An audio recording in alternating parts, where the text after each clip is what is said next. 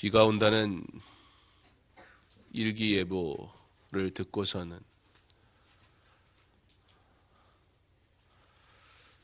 왜 이렇게 정상적인 게 하나도 없나 그런 생각이 들었습니다. 크리스마스는 곧 다가오는데 정말 며칠 남지 않았는데요. 그죠? 근데 왜 이맘때 비가 와야 하는 건지.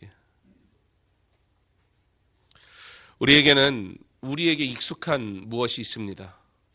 우리에게는 무언가 익숙한 그것을 은혜라고 생각하고 그것이 내 삶이 아무 문제가 없는 것이라고 착각하게 만들기도 합니다. 그래서 우리에게 익숙한 그것이 이루어지지 않을 때 우리는 염려하고 근심하고 걱정하고 불안해합니다.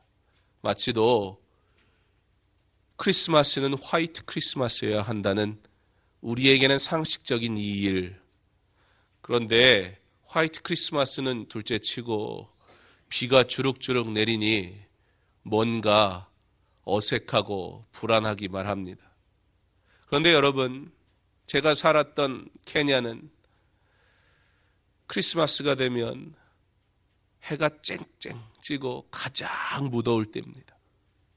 그러고 보면 화이트 크리스마스는 크리스마스에 눈이 오기 때문에 우리에게 익숙한 하나의 어떤 계절적인 현상일 뿐이지 화이트 크리스마스가 크리스마스를 의미한다든지 참 은혜로운 크리스마스를 맞이하기 위해 꼭 필요한 조건이 아니라는 겁니다. 하나님의 은혜를 누리는 것은 그렇습니다. 하나님이 우리에게 주시는 것이 은혜이지 내가 요구하고 내가 바라는 것이 이루어지는 게 은혜가 아닙니다. 내게 익숙한 것들이 그대로 이루어지면 내가 아무 문제 없이 살아가는 것이 아니라 하나님의 은혜가 내 삶에 온전히 임할 때 그때야 비로소 우리의 삶은 진정한 아무 문제 없는 삶을 살아가는 것입니다. 내게 상식은 어떠한 것입니까? 내게 익숙한 일들은 무엇입니까?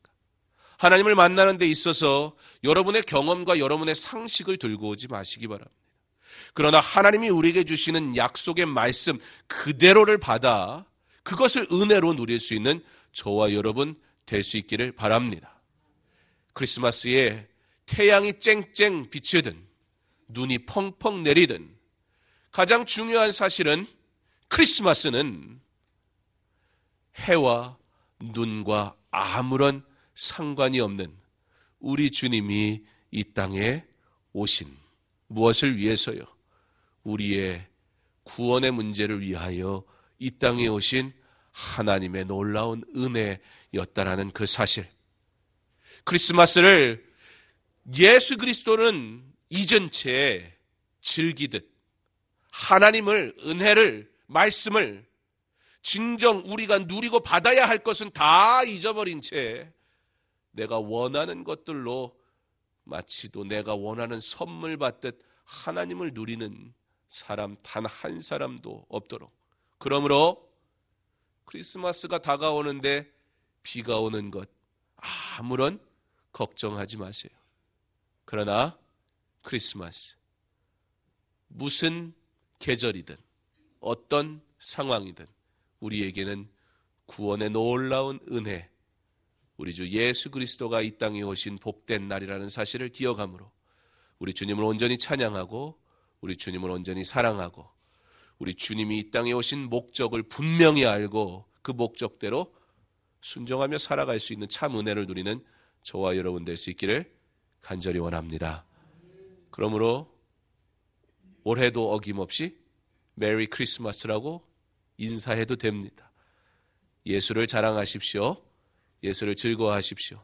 예수님으로 인해 기뻐하는 저와 여러분 되기를 간절히 원합니다. 예수님은 부활하신 후 40일 동안 이 세상에 계셨습니다. 너희는 이 모든 일의 증인이라. 제자들을 향해 부활하신 예수 그리스도, 우리 예수님은 말씀하신 대로 이루어졌다라고 오늘 우리 본문의 말씀을 읽은 것처럼 그렇게 가르쳐 주실 뿐만 아니라 그러므로 너희가 이 일의 증인이 되어라. 이 복음을 증거할 사명이 너희에게 있다. 우리 주님은 40일 동안 이 땅에 계시면서 줄곧 제자들에게 가르치셨던 것은 단 한 가지, 복음 증거의 사명이었습니다. 그리고는 40일 후에 제자들이 보는 앞에서 하늘로 올라가셨습니다. 하나님 나라의 이야기는 이렇게 하나님께서 약속하신 대로 성취되었으며 그 약속의 은혜에 참여한 자들에게 이 아름다운 이야기를 계속해서 전할 것을 부탁하는 것입니다. 하나님 나라의 이야기, 하나님 나라의 이야기. 그렇게 세상을 향해 증거하도록 부름받은 하나님의 사람들은 그 사명을 따라 복음 증거하는 삶을 사는 증인이 되어진 것입니다. 바로 저와 여러분이 그 하나님의 증인인 줄 믿으시기 바랍니다. 저와 여러분이 자랑할 것이 무엇이에요? 하나님 나라의 이야기입니다. 여러분, 하나님 나라의 이야기에 대해서 얼마나 알고 계신가요? 하나님 나라의 이야기, 하나님 나라의 이야기는 과연 어떤 것일까요? 우리는 무엇이 하나님의 나라의 이야기라 말할 수 있을까요? 하나님이 태초에 천지를 창조하시고 행하셨던 그 모든 일들, 그의 백성에게 명령하시고 그의 백성에게 능력 주시고 그의 백성들을 통하여 일하신 하나님의 그 구원의 이야기. 그렇게 주님이 오셔서 제자들에게 가르치시고 명령하신 그리고 행하게 하신 하나님 나라의 이야기. 그리고 주님이 부활하시고 승천하신 후에 계속해서 너희는 이 복음을 증거하라는 부탁과 함께 계속해서 지금까지 써 내려가고 계시는 구원의 놀라운 일들은 곧 하나님 나라의 이야기라는 것입니다. 즉, 저와 여러분은 이 하나님 나라의 이야기를 써 내려갈 사명을 받은 자요. 저와 여러분은 그러므로 이 하나님 나라의 이야기를 계속해서 자랑해야 할 사명을 받은 자라는 것입니다. 그러므로 내가 어디에 있든지 우리가 뭐 얘기해야 돼요? 하나님 나라의 이야기해야 됩니다. 근데 문제가 하나 있어요. 하나님 나라의 이야기를 하긴 해야겠는데 어떻게 쉴 새 없이 할 만큼 이야기 보따리가 차고 넘치시는지요. 하나님 나라에 대한 이야기, 우리는 교회의 역사를 통해 교회의 역사가 곧 하나님 나라의 이야기라는 사실을 알아야 합니다. 하나님께서 행하신 많은 일들, 하나님의 사람들을 통해서 이루신 하나님의 귀한 일들을 우리는 그래서 관심 있게 들어야 하고 알 필요가 있습니다.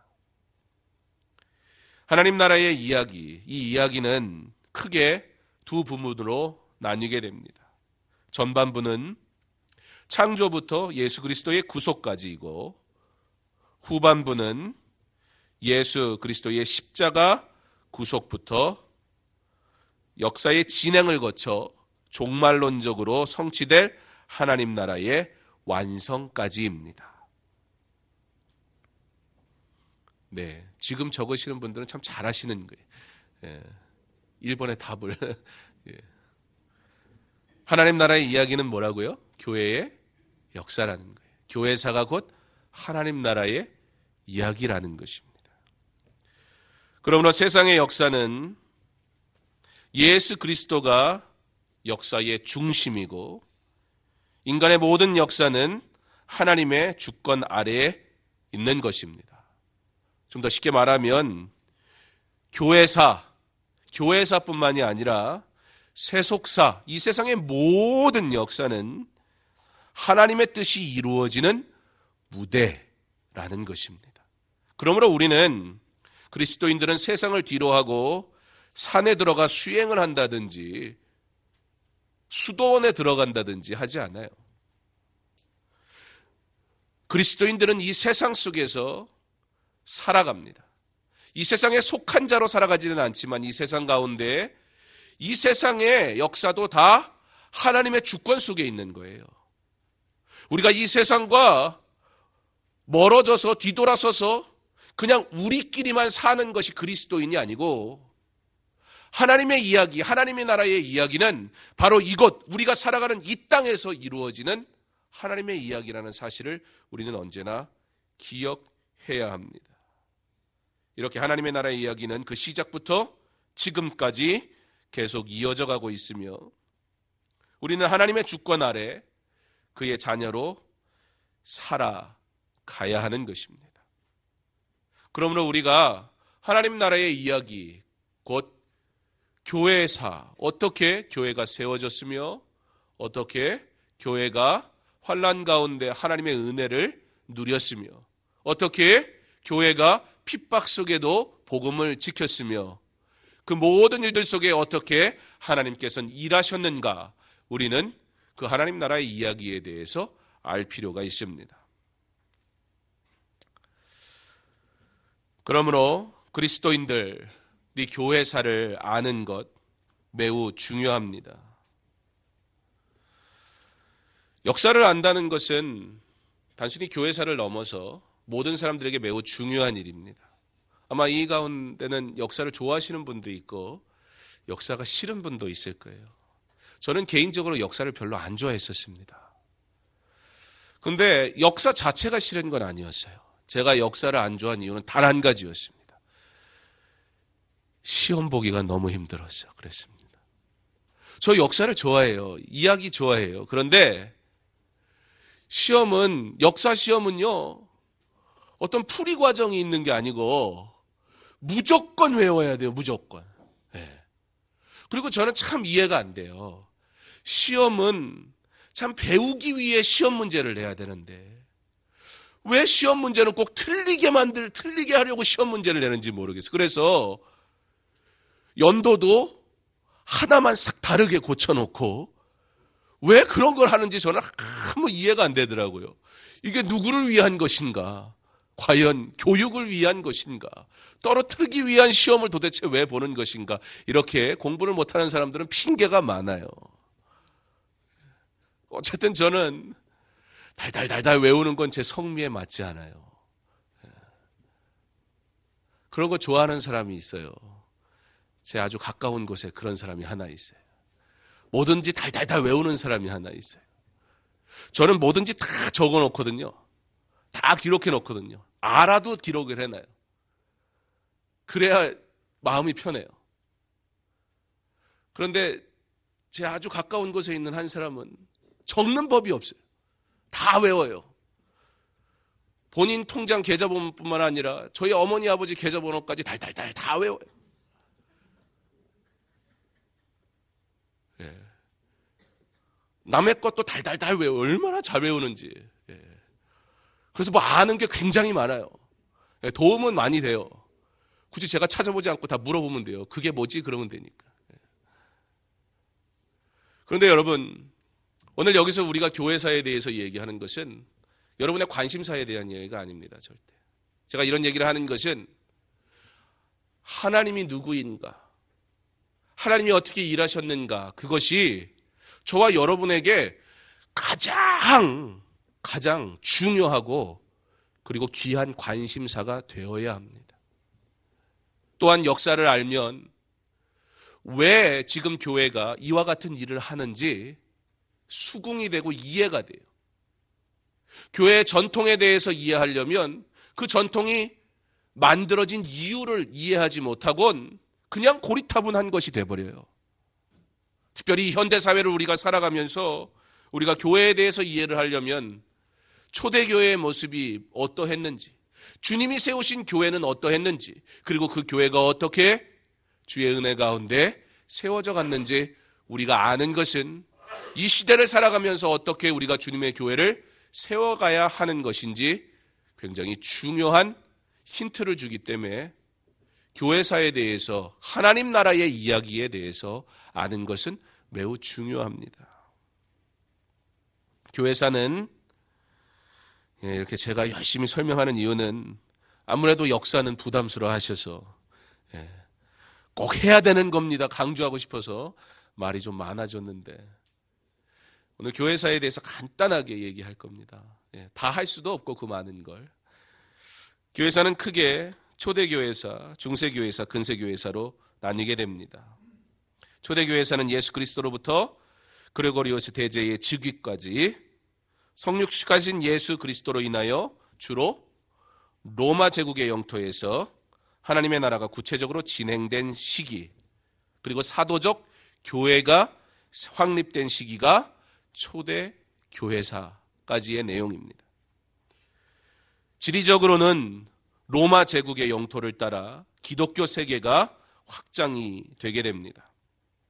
로마라는 세속적 역사 위에 하나님의 역사가 강하게 나타나고, 세상의 역사가 강한 것 같고 세상의 역사가 중심인 것 같고, 이 나라가 이 나라의 정치인들과 또는 위정자들에 의해서 쥐락펴락하고 마음대로 가는 것 같아도, 이 세상의 역사도 하나님 나라의 안에 있으며 하나님의 주권 속에서 이루어지는 것일 뿐 저들이 결코 주인이 되지 않으며, 그리고 그 가운데 하나님의 역사는 초대교회사에 로마라는 지리적 그리고 강대한 국가, 절대 무너질 것 같지 않았던 왕권을 소유한 그 나라 위에서 로마라는 지리적 조건과 역사적인 조건 위에 하나님의 역사가 어떻게 일하였는가, 우리는 그것을 보면서 무엇을 깨닫는 거예요?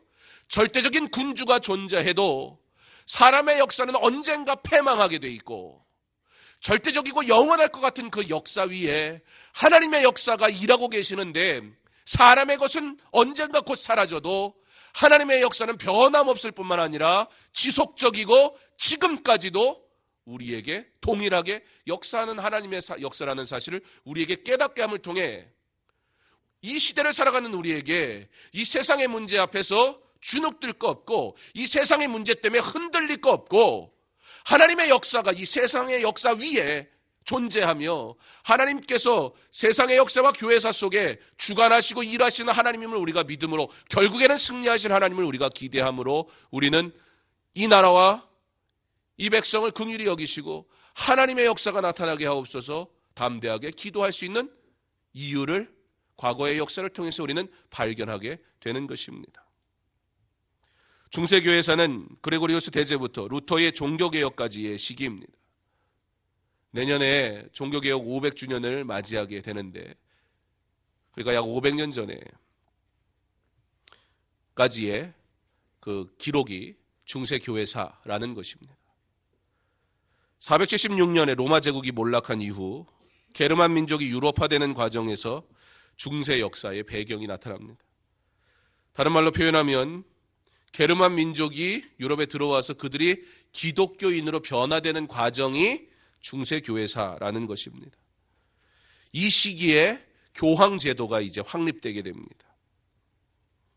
그리고 이 중세의 기독교가 유럽 전역으로 확산되게 되고, 중세 말에 교회가 교황제도에 의해 세워진 교회가 타락하게 되고 혼란을 겪게 되고 세속적으로 변하게 되는 그런 역사를 가지게 됩니다. 개혁주의는 복음의 본질로의 회복을 위한 지속적인 개혁을 위한 것입니다. 목적이 분명합니다. 새로운 것을 위한 개혁이 아니라 가장 완전한 말씀의 본질로 회복되어지기 위한 개혁이 바로 종교개혁이었습니다. 다시 말하면 교회의 현대화 그리고 시대에 맞추는 변화를 의미하는 것이 개혁주의가 아니라는 것입니다. 중세교회사가 종교개혁까지라고 말씀을 드렸는데, 그 종교개혁이 후반에 나타났던 이유가 무엇이었냐면 바로 교회의 타락 때문이었습니다. 중세교회사에 교황을 통한 교회의 어떤 틀이 마련되곤 교황이 곧 법이 되게 되면서 세속 정치의 교황이 관여하기 시작합니다. 그러면서 교회가 타락하기 시작해요. 교회는 거대해지고 화려해졌어요. 그러나 교회는 그 본질을 잊어버리기 시작합니다. 그리고 종교개혁이 중세교회에서 마지막에 종교개혁이 생겨나게 되는 것입니다. 그리고 그 종교개혁의 본질이 무엇이었냐는 거예요. 종교개혁의 본질은 시대가 변했으니까 교회도 변해야 된다, 그런 의미가 아니라는 거예요. Reformation이라는 이 개혁은 본질로 돌아가기 위한 것입니다. 무슨 본질이요? 성경으로 돌아가자는 거예요. 말씀으로 돌아가자는 거예요. 하나님의 방법으로 돌아가자는 거예요. 시대는 바뀝니다. 변화됩니다. 그러나 그 시대 속에서 우리가 바른 하나님의 말씀을 구하고 바른 하나님의 말씀대로 살아가고 있느냐, 그 일을 위해서 교회는 계속해서 개혁해야 된다. 그런데 이 시대의 교회가 어떻게 변하기 시작했습니까? 개혁이 아니에요. 이 시대의 교회는 점점 현대화되기 시작했습니다. 화려워지기 시작했습니다. 교황은 사라졌지만 이제는 모든 사람이 교황과 같이 교회를 세속적인 것으로, 사람의 것으로 만들어가기 시작했다는 것입니다. 개인적으로 언제 기회가 된다면 성도님들과 성지순례를 가는 것도 좋지만 종교개혁 역사를 좀 한번 이렇게 돌아보는 기회가 있으면 좋겠다, 그런 생각이 듭니다. 이스라엘을 가는 것도 좋은데 특별히 요즘 시대 속에서는 교회를 지키기 위해서 종교개혁을 통해 하나님이 어떻게 일하셨는가, 그리고 우리의 신앙의 선배들이 이 말씀을 지키기 위해서 무엇을 했으며 어떠한 순교를 당했고 어떻게 교회를 지켰는지, 교회가 이제는 다시 한번 그것들을 보아야 할 때인 것 같다라는 생각이 듭니다. 유럽 여행을 가자는 게 아닙니다. 결론이 또 이상하게 나면 안 됩니다. 뭐 결국 놀러 가자는 얘기네, 그런 얘기가 아니고, 물론 뭐 유럽을 여기저기 다녀야 되기는 합니다. 그러나 언제 기회가 된다면 우리가 종교개혁, 우리 개혁주의 신앙에 대해서 계속 얘기하는데 우리가 그 개혁의 현장을 역사적으로 한번 좀 경험해 볼 수 있는 그런 기회가 있으면 좋겠다라는 생각이 듭니다. 그래서 나중에 기회가 되면 우리 제자양성국에서 종교개혁사 역사를 공부하는 시간을 좀 한 학기 갖고, 그리고 그 마지막 과정으로 우리가 비전 트립 가듯이 그렇게 한번 다녀올 수 있는 기회가 있으면 좋겠다 생각도 해봅니다. 왜 이런 얘기를 하냐면 우리가 하나님 나라의 이야기에 대해서 너무 무지하기 때문입니다. 우리가 예수를 안다고 하면서 세상의 역사에 대해서는 배우고 관심 있으면 읽으면서 우리 과연 하나님에 대한 역사는 얼마나 알고 있는지요?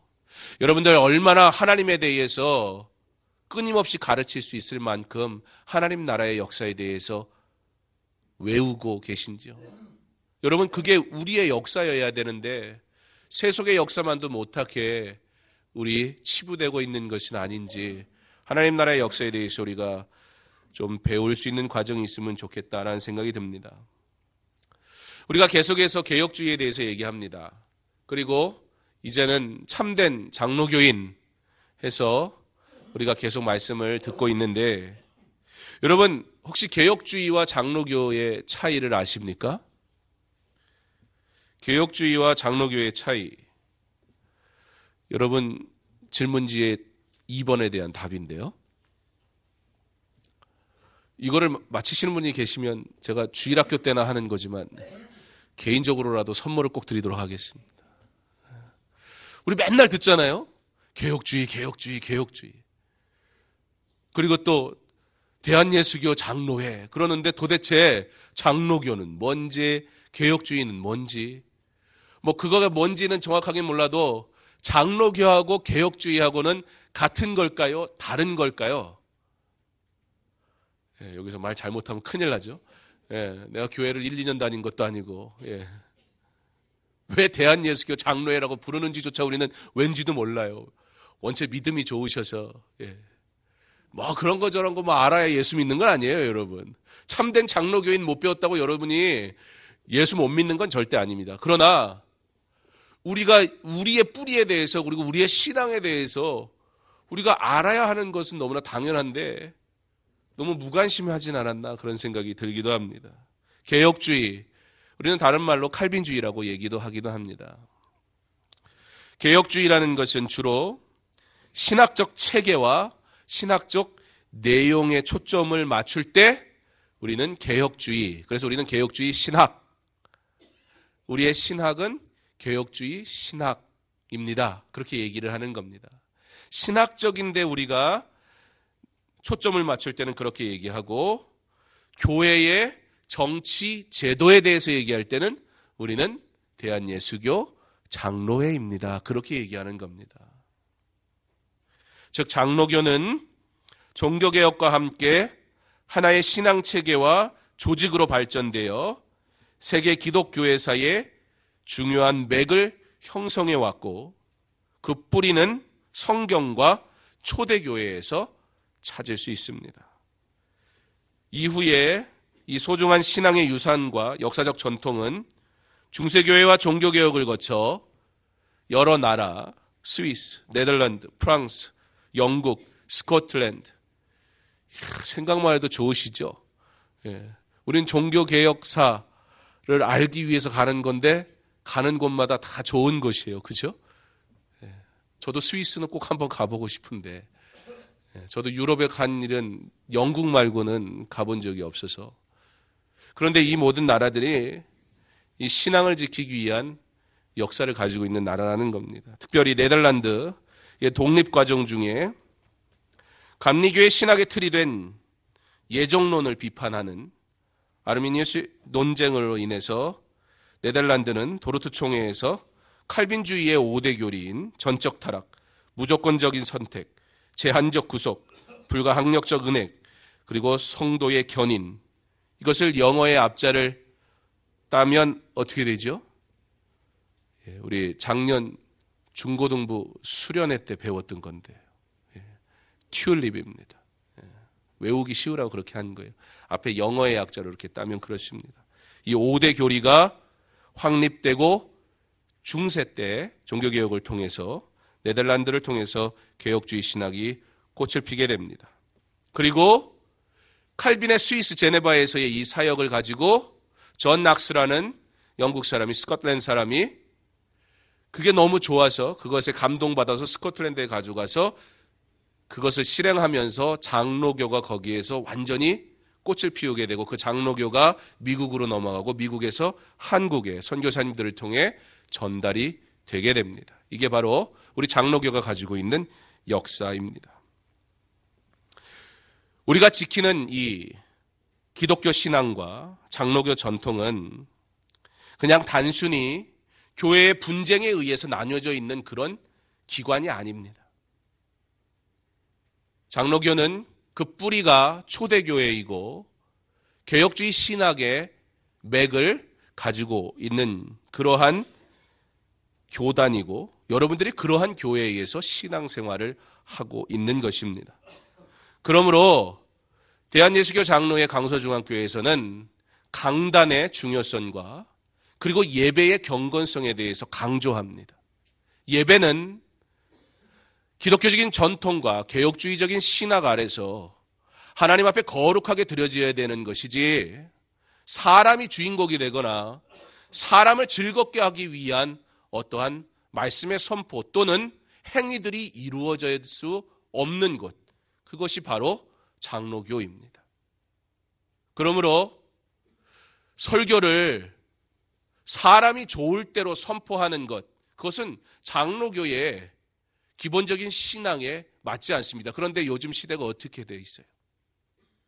무대를 어떻게 만들어요? 이게 강대상인지 사람들 쇼하는 데인지 구별 전혀 안 돼요.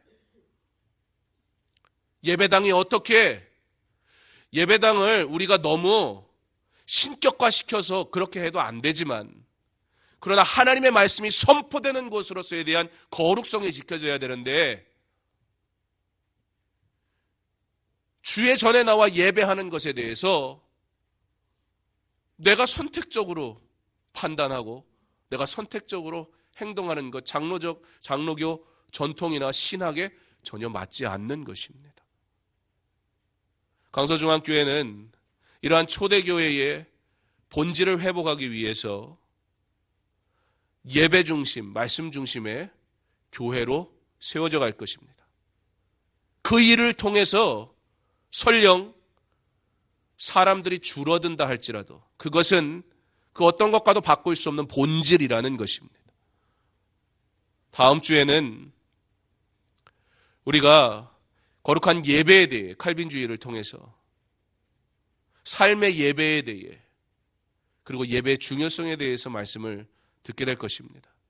특별히 우리 장로님들의 사명이 뭔지, 스위스 제네발에서 칼빈이 예배와 교회를 통해서 어떻게 리더들을 세웠으며 그 리더들이 했던 일이 무엇인지, 왜 존 락스가 제네바에서 칼빈의 사역을 통해서 감동을 받았는지, 말씀 중심, 예배 중심으로 했을 때 그 도시 전체가 하나님의 사람으로 변화되어지고 삶의 모습이 변화되는 것을 보면서 존 락스가 거기에 감동받고 스코틀랜드에 돌아가서 장로교회 체계를 거기서 세운 거예요. 이 시대에 교회가 정말 감당해야 될 것이 무엇입니까?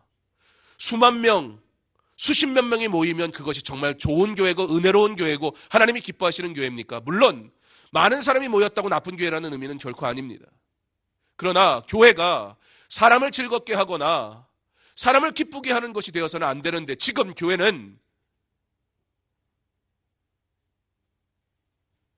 사람에 대한, 이 세상에서 살아가는데 필요한 물질적인 것에 대한, 사람이 듣기 좋아하는 것들로 그러한 것들 이야기하다가 지금 힘을 다 잃고 세상이 비웃는 비웃음거리가 되어버린 이 시대에 우리 주님이 세우신 교회, 초대교회에 사도들이 세웠던 그 교회, 종교개혁 시대에 종교개혁가들이 목숨을 걸고 순교하면서 지켰던 그 복음, 그 말씀, 그 개혁주의 신앙을 이어받아 그 신앙 따라 살아가고 있는 장로교회 교인된 우리, 지금 이 시대 속에서 어떻게 말씀을 지키며 어떻게 세상 속에서 예배의 삶을 살아가는 자가 되어야 할지, 우리는 교회 교회사들을 통해서 그 복음이 지켜진 과정들을 통해서 깨달아야 하고 알아야 할 사명이 있습니다.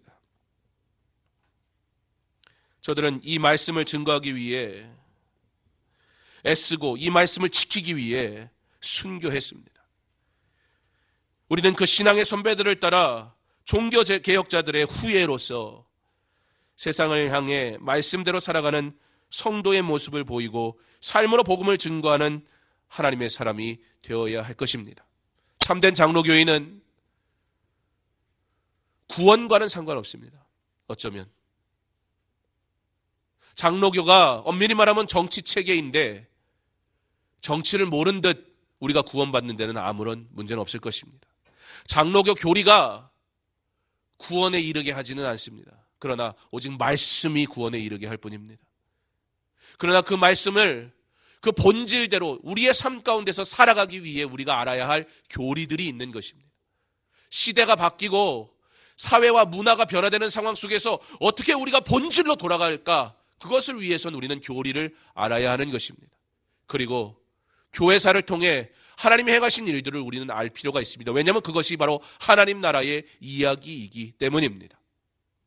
그리고 장로교회의 중요한 요소가 무엇인지, 장로가 된다는 것이 어떤 의미인지, 그리고 장로의 사명을 통해 성도들의 무엇을 관장하고 돌아보도록 한 것이, 그것이 장로의 일이었는지, 그리고 어떻게 그 권위 앞에 순종해야 하는지, 과연 우리는 이 시대에 참된 장로교로서의 바른 사명을 감당하고 있는지,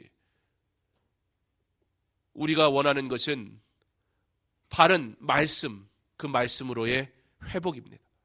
사랑하는 성도 여러분, 참된 장로교인, 이것이 여러분에게 구원에 이르게 하지는 않습니다. 그러나 구원받은 자로서 어떻게 이 세상 속에서 하나님의 사람으로 살아가는지, 살아가야 할지 알려주는 좋은 도구가 될 것입니다.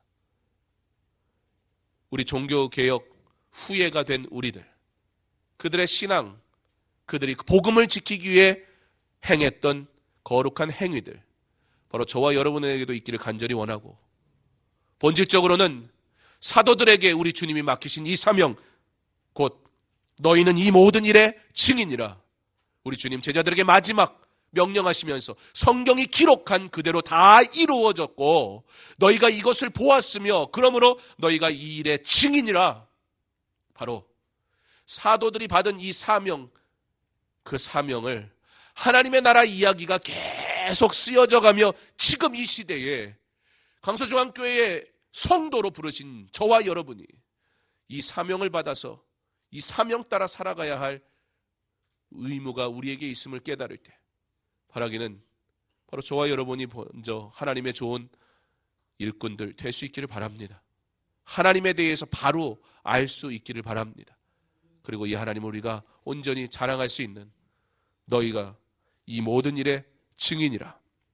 증인의 귀한 사명을 잘 감당하는 저와 여러분 될 수 있기를 주님의 이름으로 축원합니다.